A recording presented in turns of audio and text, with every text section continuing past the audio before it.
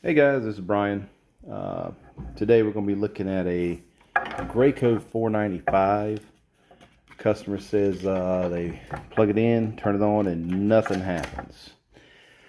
So,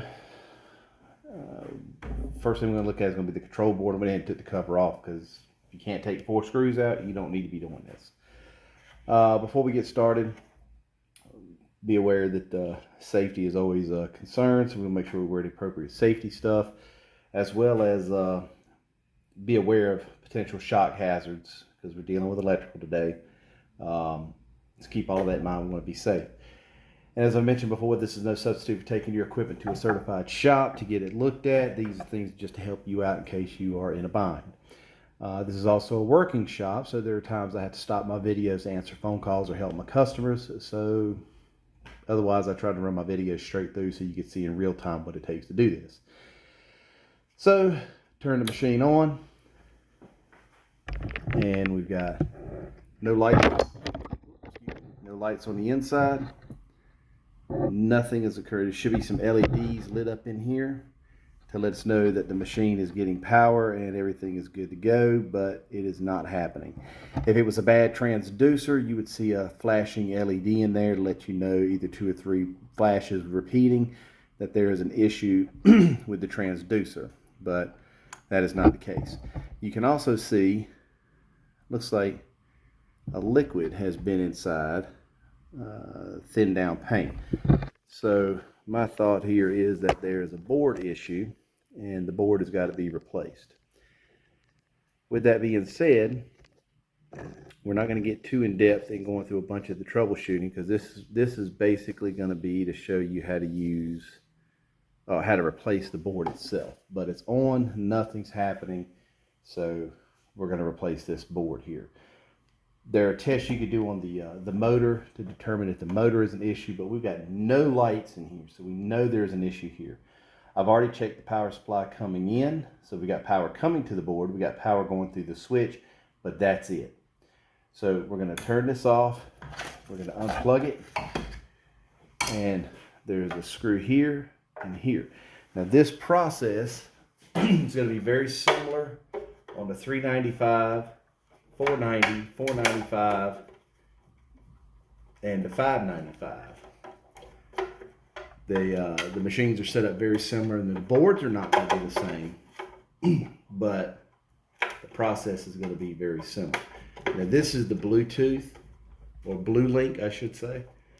And if everything was working on the electrical end, we would be able to hook this up to our phone through the app and determine what problem we have. But there's no electrical working, so we can't do that. That's not an option today. And there's 4 screws, 2 on the top, 2 on the bottom, that hold this on. So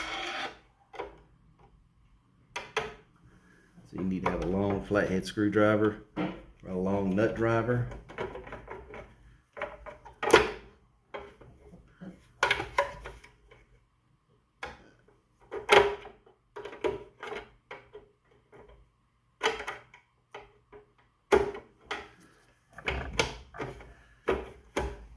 Screw head doesn't want to stay steady, so I can get my screwdriver on.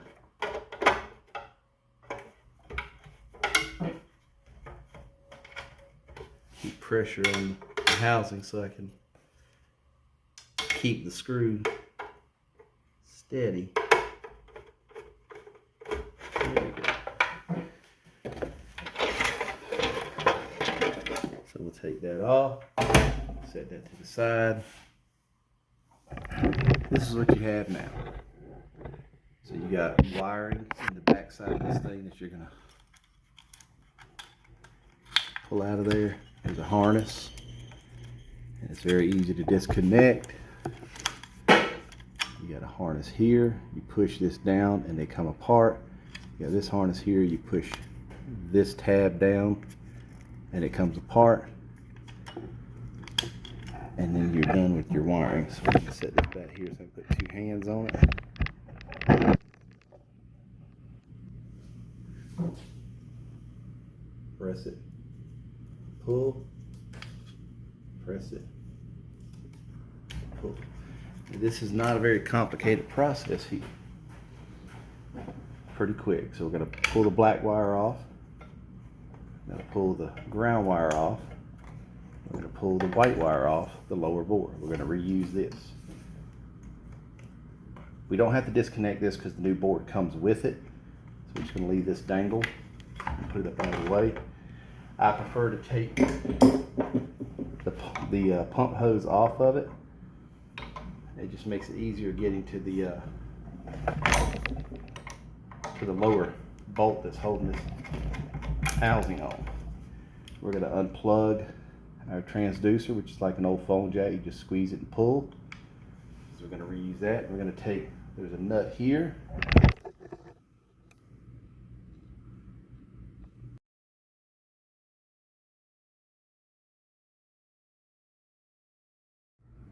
Nut there. So we're going to take those nuts out.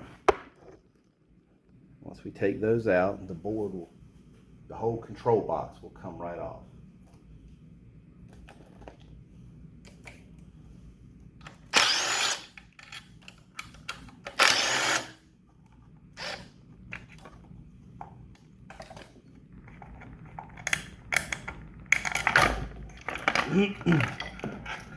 Don't let it pull your transducer wire and damage it.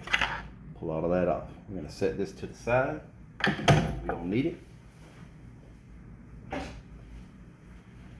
Your new board control box looks just like that. We're going to take these screws out here so that we have access to the inside of the board.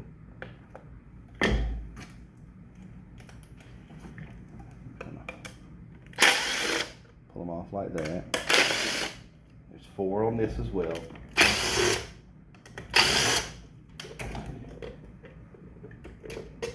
This just gives us access to the inside of the board so that we can put all of this back together. Now, there's your box.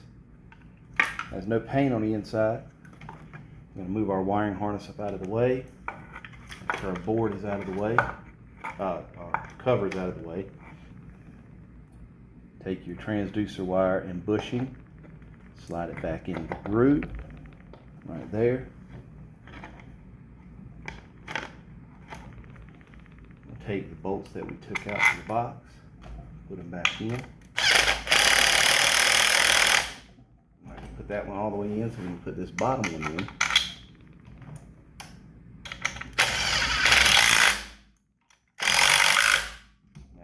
Snug. You don't want to over tighten it because you'll crack the body. Now we're going to put the hose back on. You see this is going pretty quick.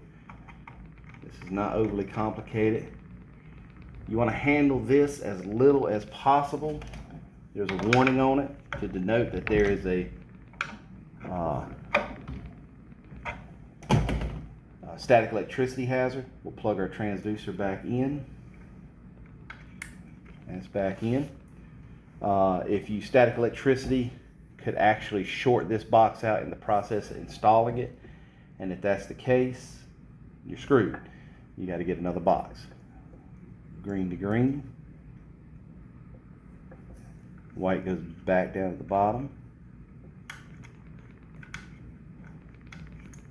Black goes back onto the, it actually is marked black and white on the board. And you press this back in.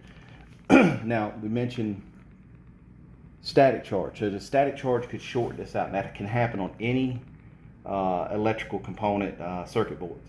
So what you want to do is try to not stand on carpet, stand on a rubber mat.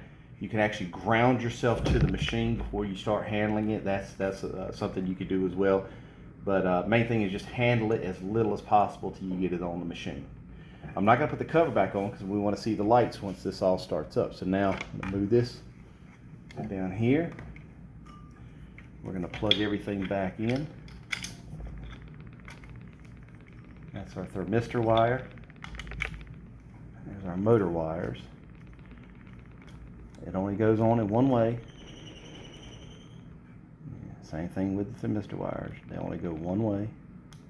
Click into place. We're going to move them out of the way so they don't get caught in the fan. All right. Now, I'll move this over here. Power's off. Plug it in.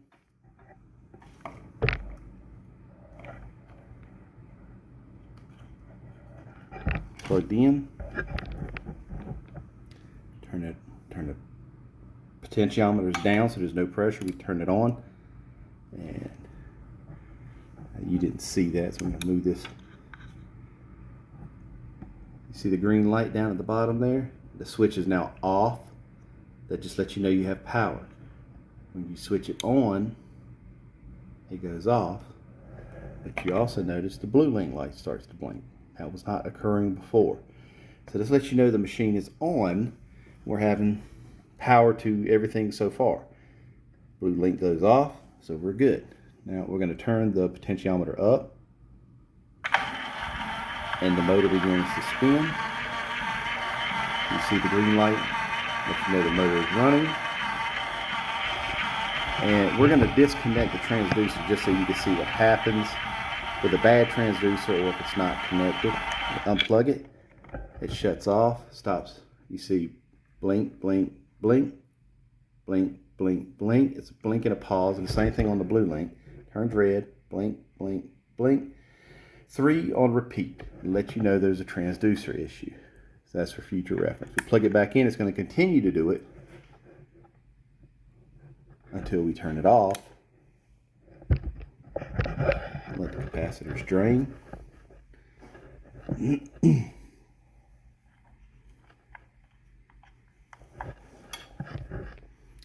turn it back on. I had the potentiometer turned up higher than before, so everything's good. So that's it, guys. That's how you replace the control board on a 395, 490, 495, 595. And it's going to be very similar on other Graco units as well, but pretty simple, not hard to do. Just watch your fingers for the fan, watch electrical hazards, things of that nature. If you got any questions or comments or requests, feel free to drop them in the comments below. Until next time, y'all be safe.